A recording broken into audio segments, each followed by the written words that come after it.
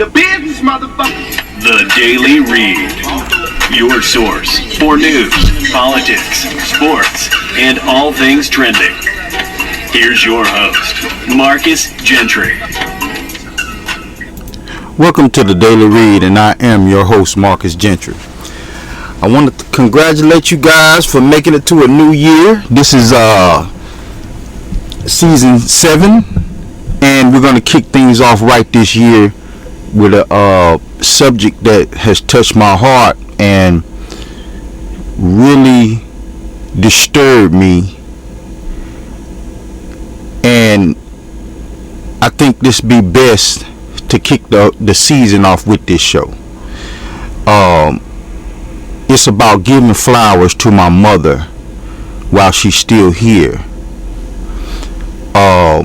I've expressed I loved her several times, but I really want to express it to the world. And this is a reminder for all of you churchgoers and church members that know her. She will be at the VA medical facility in Humboldt, Tennessee. And this is for her church members in Milan and church members in Trenton that she's been going to church with for years. I think we should give her our flowers. We should give our elders our flowers, their flowers while they're here. I saw strength in my mom fade out, but then there was a reminder of that strength when that rehabilitation specialist came in and he told her to stand up. We're going to teach you how to walk again. We're going to teach you how to connect your brain to your muscles again. And I saw my mom's eyes light up, and I saw that same strength in there when she grabbed that walker and slowly got to her feet. It almost brought tears to my eyes. And this is where I'm giving my mom her flowers while she's here. She's one of the strongest women I know, and I want to dedicate this show to her. You gotta excuse me, my generator just kicked in.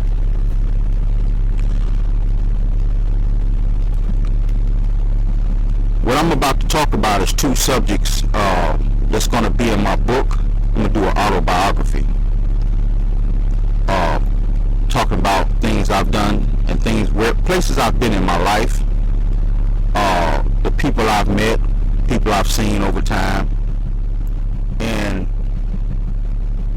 I got to talk about the strength that was in my life to the time I was 16, 17, 18, actually all my life. Even after I left home, she still was that shadow, making sure the family was okay. And I'm gonna play a couple of clips here. If you're seeing me on YouTube or if you're seeing me on iHeartRadio, because I think iHeartRadio shows videos now. But if you see me on iHeartRadio and you see this picture right here, this was a family gathering that we did for Thanksgiving, I think. And we had an old photo. You know how they had those reaction reenactment videos where people take old photos and then try to reenact it? Well, this photo right here, my baby sister is over here. She's too big to sit on mom's lap, so we couldn't fully reenact this picture. You know what I'm saying? We couldn't fully reenact this picture, but this is us like in the 89, 90, 88, 89, 90. It was one of them years. This was us right here. And mom took us everywhere. She did. She took us everywhere. She showed strength and resilience where others would have given up. You see mothers today give up their kids to their grandparents and all kinds of stuff. But she showed strength and resilience. Let me gather things I want to say.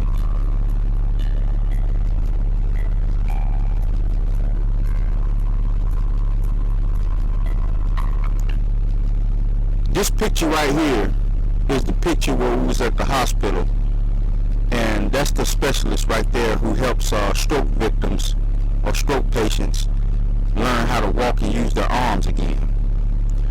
And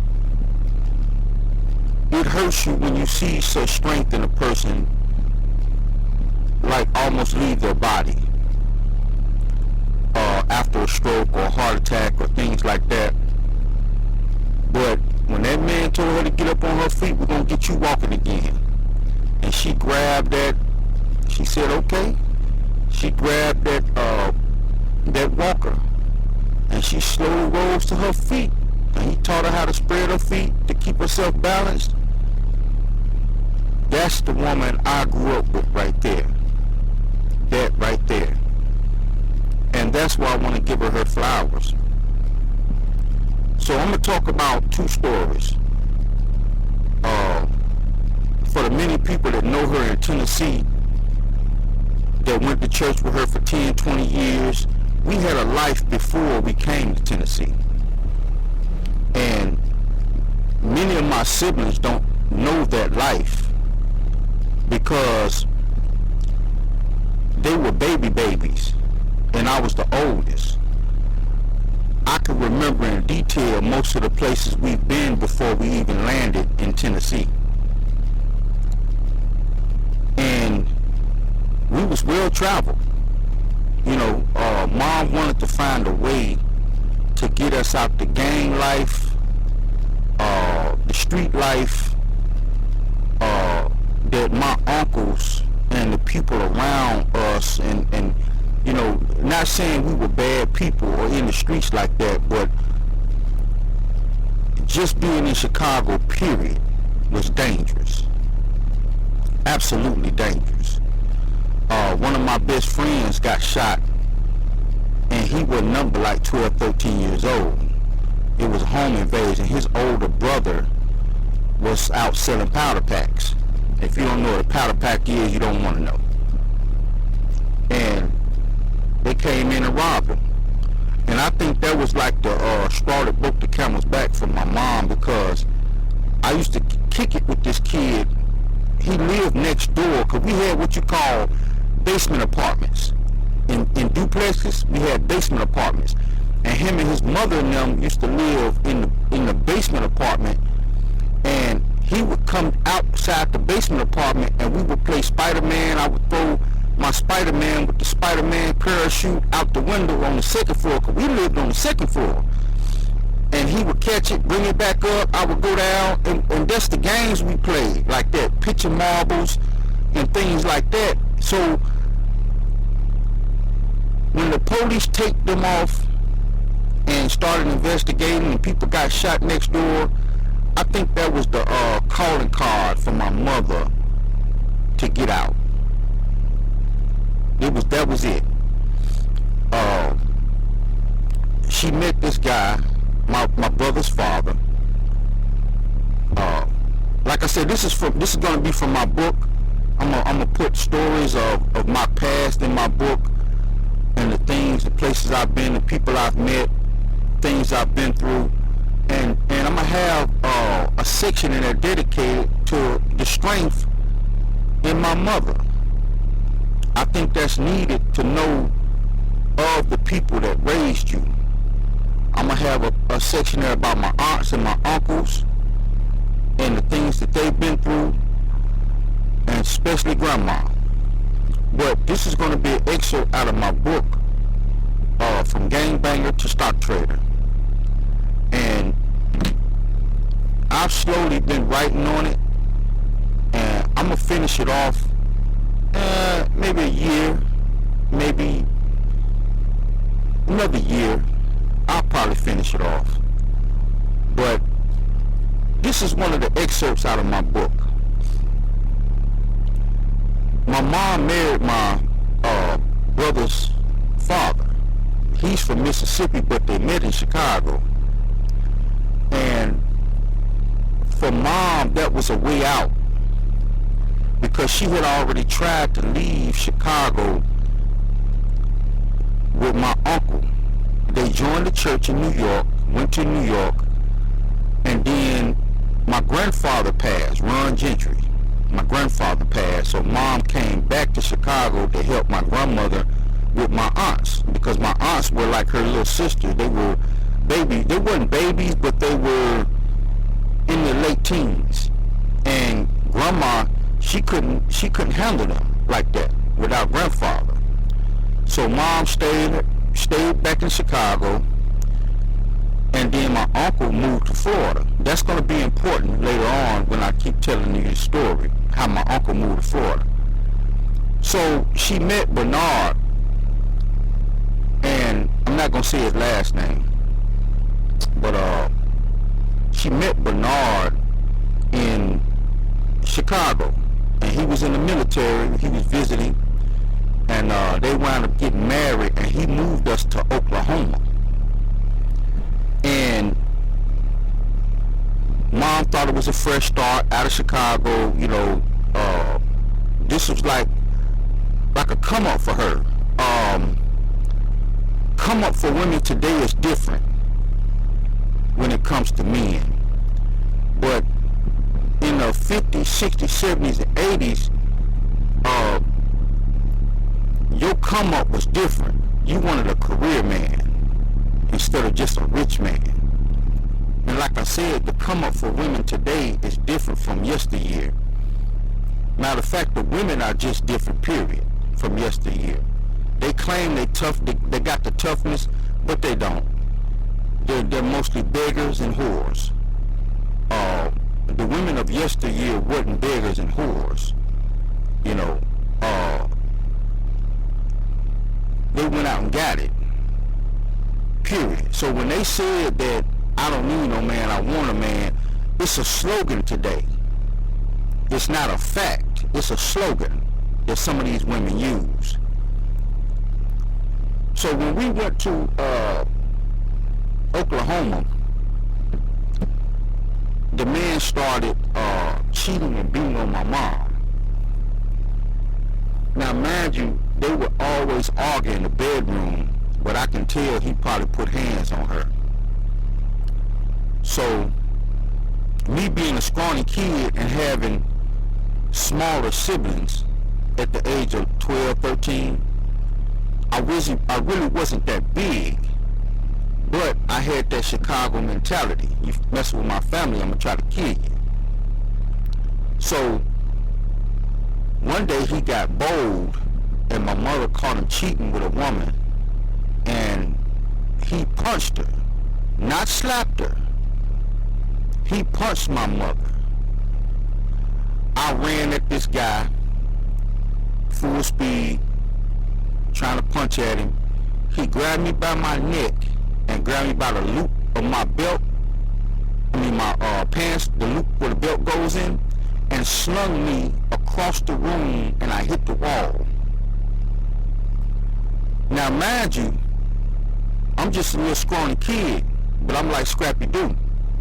I bounces up and runs in the kitchen and tried to grab a knife, but I was so angry, I grabbed the biggest thing I could find, which was I don't know the exact name of it, but many people use it to turn barbecue, the barbecue forks. They're real long. That was the biggest and fastest thing I can grab that looked as sharp on the end. So I grabbed the barbecue fork. It was real long. I ran back in the living room and I crouched down ready to strike. My mother, I was like an anime figure, seriously. For some of you who like to watch anime, this shit was crazy. Like, before I even knew what anime even existed, this is like the 80s. And my mother stuck her hand out and grabbed me. And kids today don't understand the shop classes we had when we were kids. They taught us trades in school, junior high and high school. And I had made a paddle that they used to paddle kids with. That was one of our projects. We made a paddle and we inscribed our name on it inside a wood shop class. So my mother grabbed me. She told me not to go over there. She reached up, because she hung it on the wall. She was proud of it. She hung it on the wall. She grabbed a paddle and was still there. You don't ever hit my son again like that. He saw it in his eyes that he was going to be bloody or probably dead in that house if he stayed there any longer. Because I was going to try to kill him in his sleep. And if my mother would have swung that paddle at him, I would have slipped up behind him and gutted him. I would have stuck that barbecue fork in his stomach. The man backed up, went in his bedroom, went in the bedroom. My little brother started crying. He packed a duffel bag full of his clothes, jumped in his Grand Dam. He had a Grand Dam Fiat, what is they called? Thunderbirds. The cars with the eagle on the front. And the Grand Dams, those were the cars back then. And he had one of them souped up with the motor sticking out the hood of the car. He thought he was the shit, you know. And we never saw him again.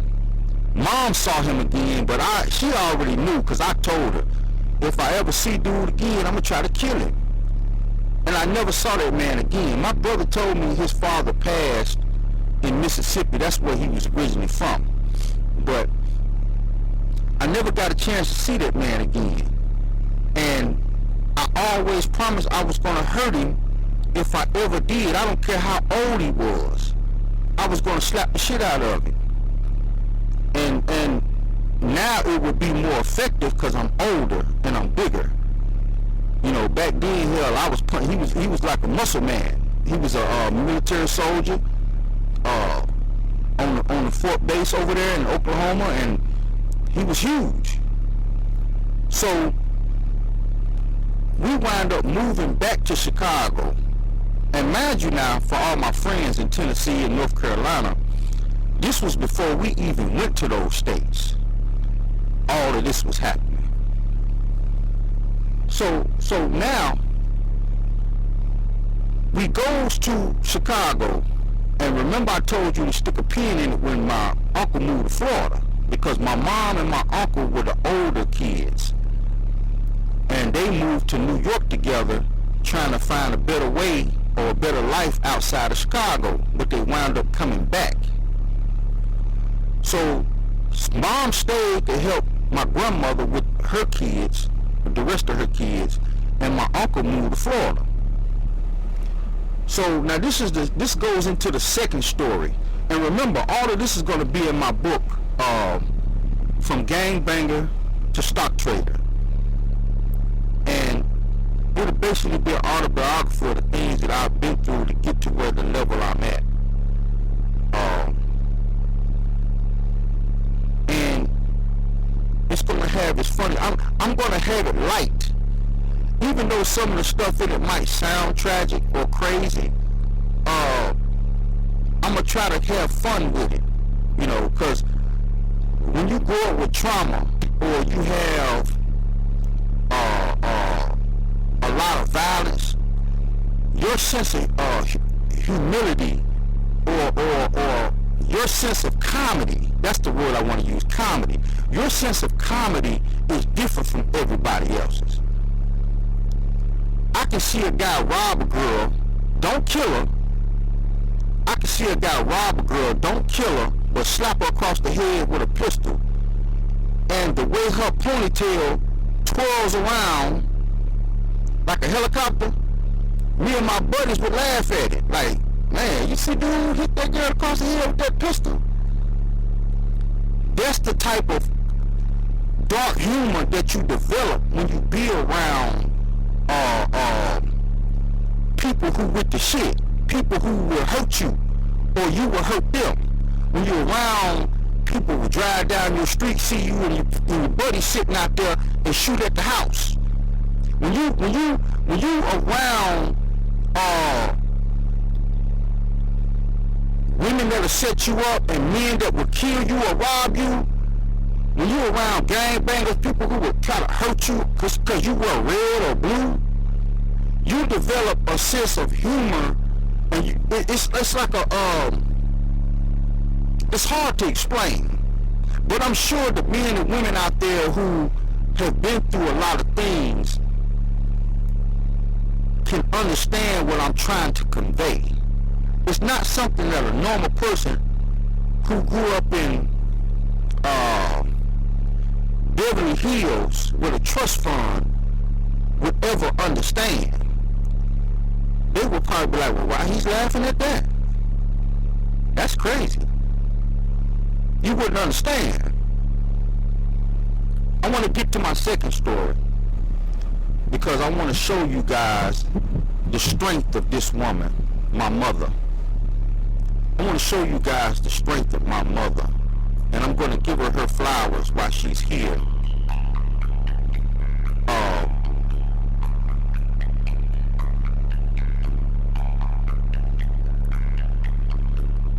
This second story goes to Florida. This second story goes to Florida, where my uncle in Miami, he moved to Miami, and we went down there because, you know, my uncle heard about mom's failed marriage and how he used to jump on her and stuff. So he was like, sister, come on down here. It's good down here. The weather's nice. And now, mind you, at the time, I was just starting to gangbang for real after we moved back from Oklahoma.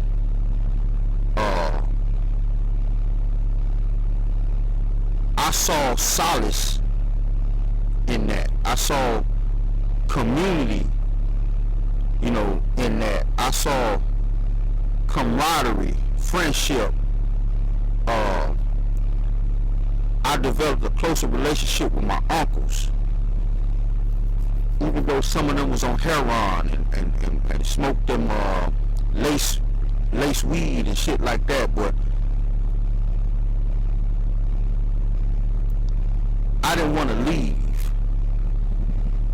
But mom had other ideas on the direction that she wanted her family to go, and it wasn't violence, prison, and destruction. And I commend her for that, because regardless of what I want, she made that decision to get us out of there. So we goes to Florida. She packed us up in that green station wagon, and my little brother loved to jump in that back seat back there, and we headed south. We get there, we made a fun trip out of it. I was kind of grumpy because I didn't want to leave Chicago. You know, I don't care how poor we was, you know, all my cousins there, all my family there, you know, that's where we was, that's our place, that's our home. Now let me set this up for you so you can understand Miami and the dynamics of Miami. Yes, Miami have colored people, black Cubans, black Haitians, black Puerto Ricans, Venezuelans. Those people don't like us. If you go to their country, yeah, they'll spend your American dollars and they'll love you to death because you come into their country boosting their economy. But when they come here, they gravitate towards the power, which is white people. They fuck with white people. They have kids by white people. They try to date white people. They be sluts for white people. And they cannot stand Americans, blacks, period. And I'm standing on it. I don't care if this video gets posted 10 years from now and I'm famous. I'm not going to take it back. I said what I said. It's not going to be no, well, I retract that statement. And yeah, no, it's not going to be none of that. You know, we have some people get these huge contracts later on to host a show and some old clips pop up. I'm not taking none of that back. I said what I said. I lived it. Them people will spit on you. Now, as far as now, in 2026, I can't tell you how the dynamics rolls now. If the blacks have and the Haitians and the Jamaicans have all come together as one. I don't know. I'm telling you about the 80s and early 90s when I was there. Them people didn't fuck with us like that. So we goes to Miami. Aunt marries a woman from the Bermuda, Bahamian or Bermuda or something like that.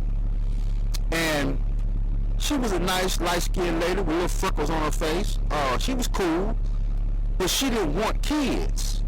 And she didn't have any kids, and her and my uncle didn't have any kids. I'm getting my coffee in me. The woman actually felt like Aunt was trying to force kids on her. I heard them arguing about it. So now you invited my mom and her 4 kids down here to Miami to live, and you ain't had your wife in check yet. And I know that sound crazy for me saying that, but you married this woman, so you got to have at least some kind of, hey, they're coming down here temporarily, be cool with it. It seemed like he never even spoke to her about it. I don't even know what that was about. But we gets down there, I immediately get into it with some Haitian kids at school, because I think one of the boys liked it, my sister, but he was picking at her about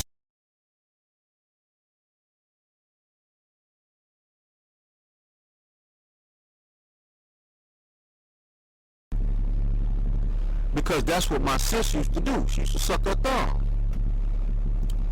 So I told the kid once, stop playing, leave my sister alone. He didn't listen. So I beat the hell out of him after school. Now imagine, I've always been bigger than most kids in school. All of my uncles are 6'1" and up. We are like the runts of the family. 5'11", 6 foot. All of my uncles are giants, big dudes. So after I told him once, so now I'm getting in trouble in school. Mom has to deal with me and my uncle's wife. She don't want us there. And struggle with finding a job. With all of the Haitians and Puerto Ricans trying to deny her because she's a black American, they really don't want her in here. I mean, when I tell you these people were bigots, I mean that. Haitians and Jamaicans and Puerto Ricans and Venezuelans and Cubans, them people don't fuck with us like that down there. Now, I don't know about when they come to New York. I don't know about when they come to North Carolina and hang out or live. When they go outside of Florida, I don't know. I'm talking about Florida. Them folks down there do not fuck with black Americans. So now, we got a problem. I done came home suspended from fighting.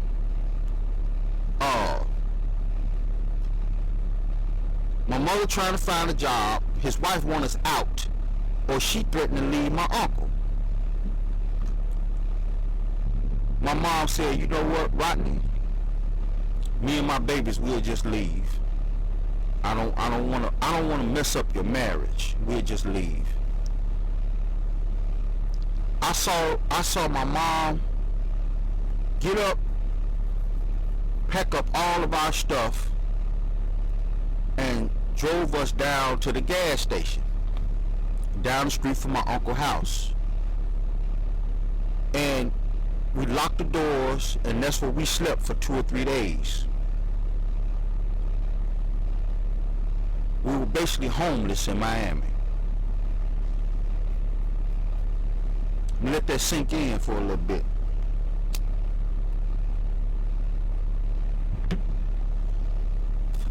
This goes to the strength of my mom.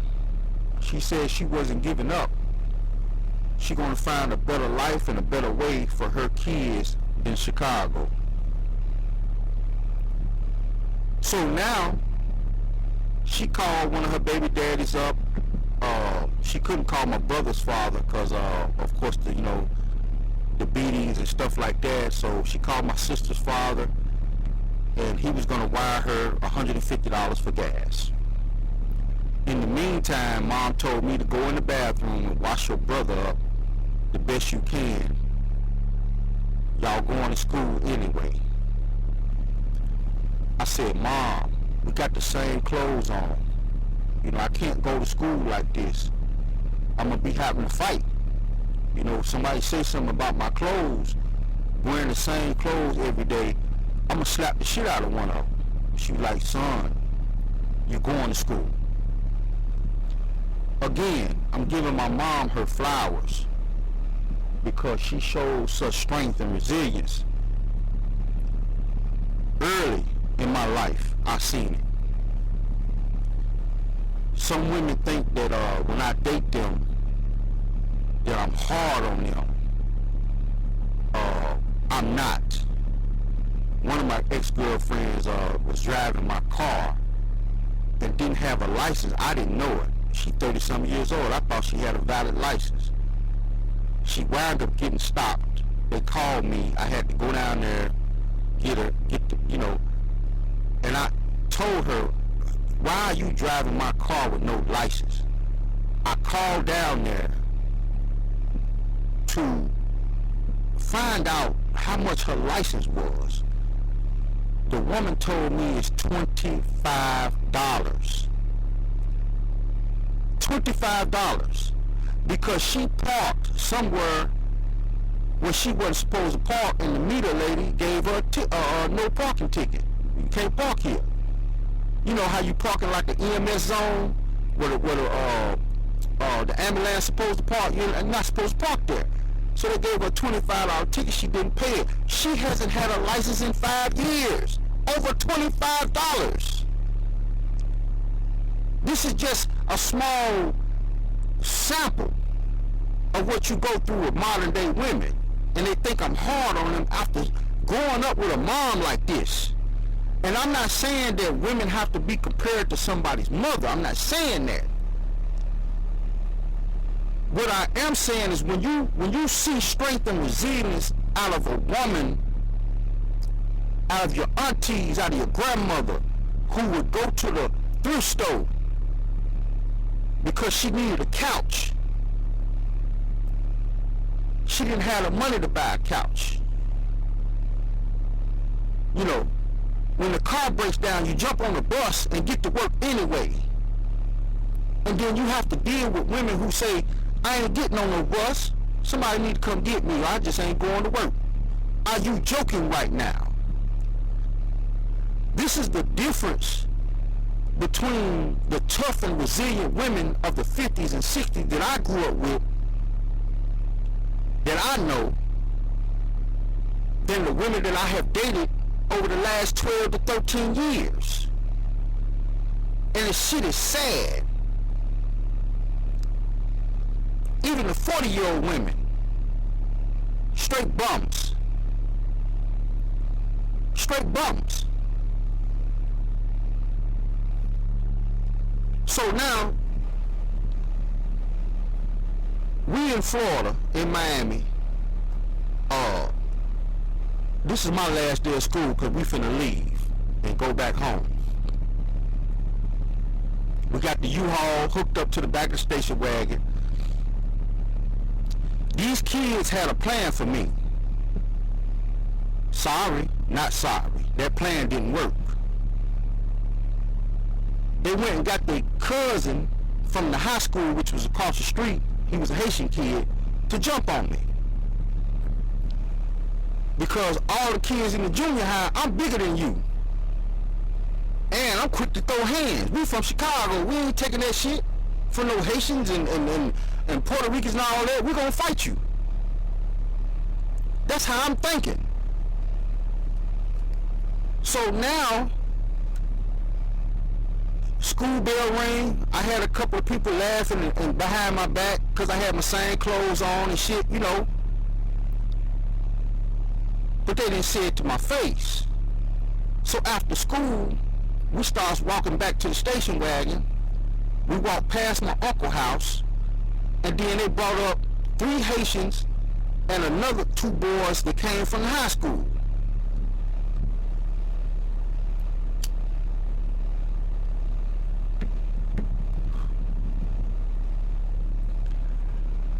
I already caught wind of them trying to do something to me. So I did what my uncles told me to do in Chicago years ago.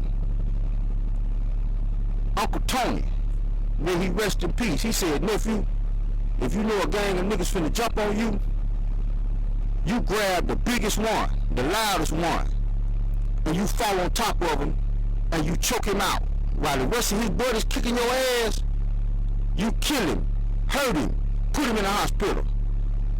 That way you go to the hospital, one of theirs going to the hospital. And that's exactly how he told me to do it.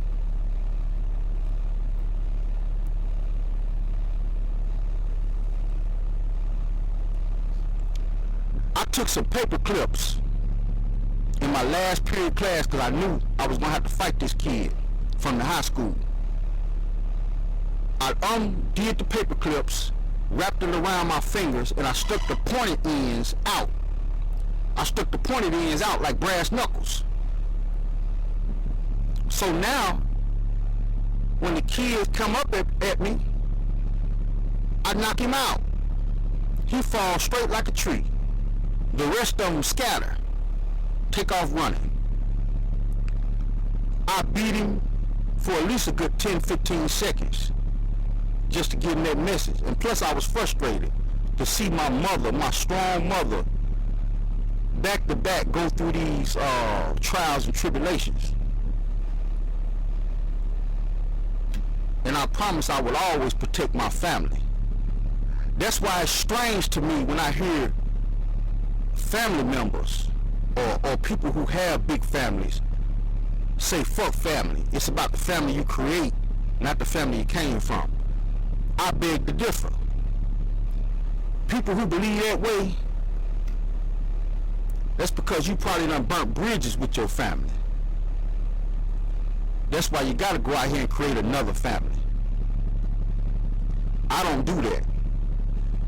I don't care if my family drunks, crackheads, poor, rich, you a Gentry or a Jones, you my family.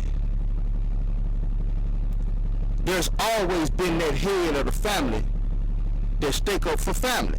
Even while the younger cousins and the younger brothers and younger sisters marry off into other families and create their own family, there's always a Gentry or a Jones that's the rock of the Gentry and Jones family, period.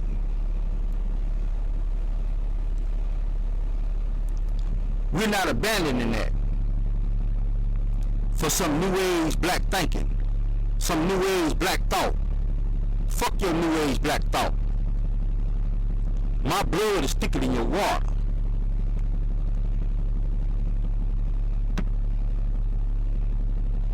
So I get in the station wagon with my mom, and I can see it in her face. She's depressed. She's hungry. She's homeless. Her kids are hungry. And now she has to drive all the way back to Chicago from Miami, Florida.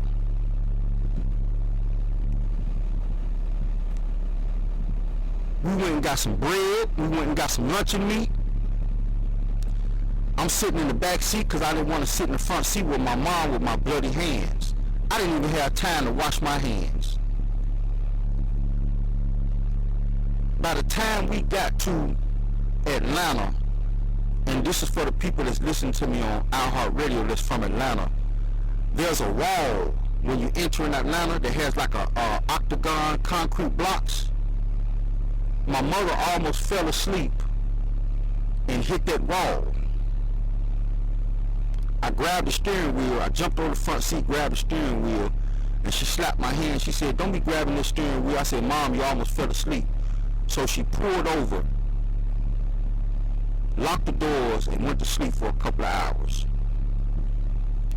I took those bloody makeshift brass knuckles off, rolled the window down and tossed them out the window.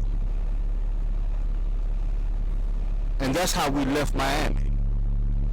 Now mind you, this was before we moved to Tennessee and North Carolina. This is before I met a lot of friends in North Carolina and Tennessee. And I wanted to give my mom her flowers because she sat there when we got back to grandma's house and she didn't stop. My grandfather's cousin was living in Tennessee because a lot of gentry came from Tennessee. So my mother said, you know what?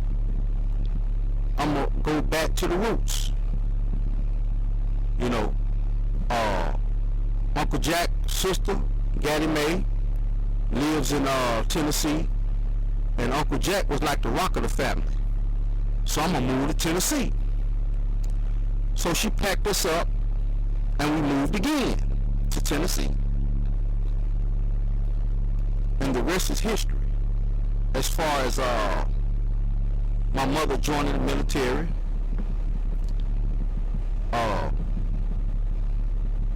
she didn't let her ex-husband, who was in the military at the time, tell her that without him and his military money, she wouldn't make it with her kids. She didn't stand for that. So she said, you know what? I'm going to join the military. And that's what she did. My mother joined the military, served with honor until she jumped out the airplane and landed wrong and broke her ankle. Got pins put in her ankle. They gave her a medical discharge, you know. But overall, the strength and resilience of this woman is like monstrous.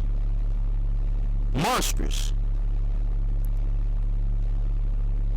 That's the reason why when I see women of today, even the ones I date, I'm not comparing you to her because I know everybody's an individual. But you gotta put some type of effort. Some type of effort. My mother was never a bum. Never. My mother didn't leave us except for when she went to basic training. And she had to go overseas to the first Gulf War.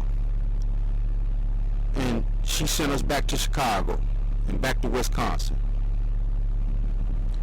But other than that, this was the only time she left us. She didn't leave us with grandmama and them while she go live her best life somewhere. She didn't do none of that. We wasn't walking around snotty nose. We didn't have fine clothes like all the other kids and the middle class and rich kids. But we ate and we had clothes on our backs. We didn't have Nikes. We had Wilsons.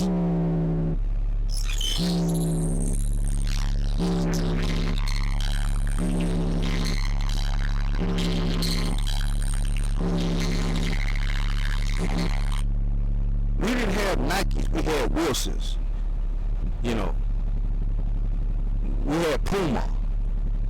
You know, we had the off-brand stuff. We couldn't afford the Nikes. We couldn't afford the Reeboks. But she was there. She was present.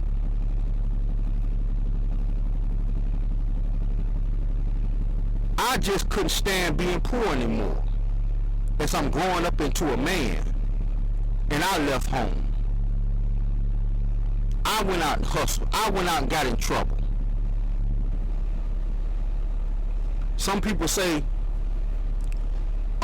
troublemakers and all of this is raised by troublemakers, and that was never the case.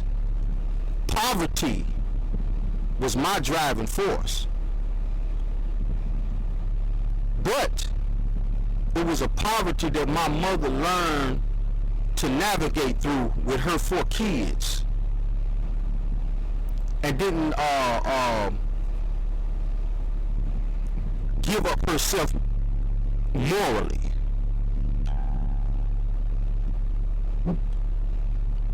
And that's why I'm giving my mom her flowers while she's still here. And I'm going to do everything I can to help her navigate this stroke.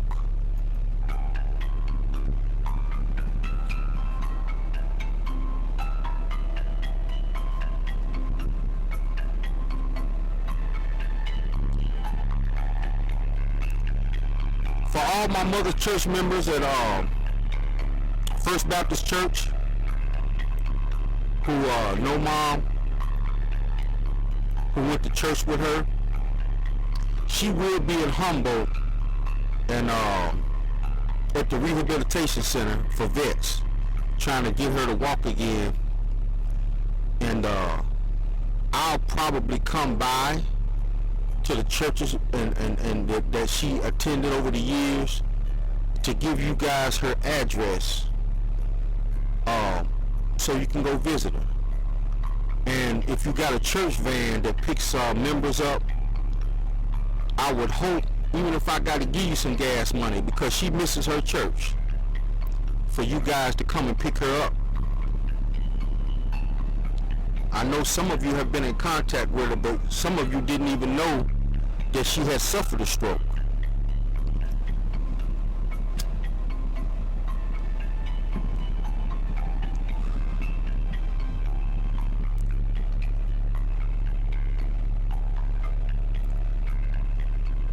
The toughest woman I know.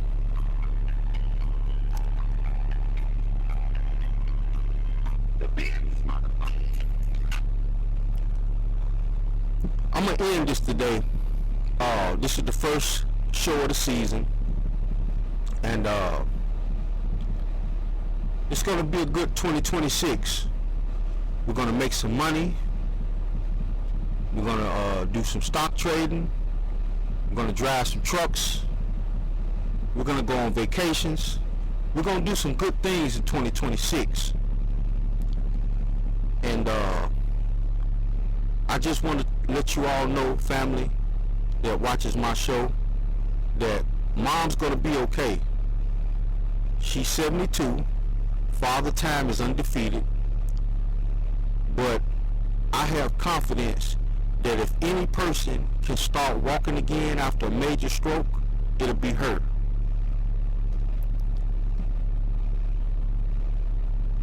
I know it'll be her. She will get back on her feet eventually. It won't be the same. She won't be able to walk like she used to. But I have confidence that she's going to try her hardest. And even if she got to shuffle, she going to bring her tangerine to work, to church. And she gonna praise Jesus like she always been doing until her final days. This is the Daily Read, and I'm out.